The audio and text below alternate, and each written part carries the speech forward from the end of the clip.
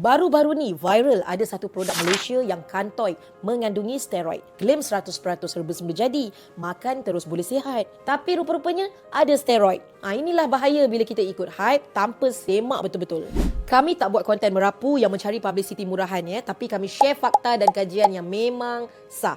Ya, Kus Al-Hindi ni memang boleh bantu legakan batuk, legakan asma, legakan resdung dan tingkatkan kesihatan paru-paru.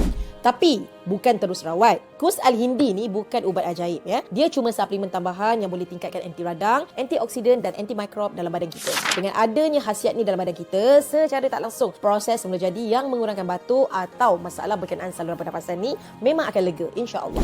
Dan ya, Kus Al-Hindi ni memang ada disebut dalam beberapa hadis tentang manfaatnya dalam membantu masalah berkenaan saluran pernafasan. Kami tak tunggak agama. Kami cuma kongsikan fakta Kus Al-Hindi ni dalam sejarah perubatan Islam. Ada yang tanya, betul ke berkesan? Testimoni kami semuanya yang real daripada pengguna kami dan bukan dipasukan semata-mata untuk konten. Alhamdulillah, setakat ni memang dah beratus-ratus feedback yang kami terima dan kami sangat bersyukur yang Kus Al-Hindi ni dapat membantu ramai pakcik-makcik dan keluarga kat luar sana. Semua ni dengan izin Allah. Jadi kami tak janjikan bulan dan bintang, tapi kami janjikan result yang sebenar. Kelegaan jangka panjang.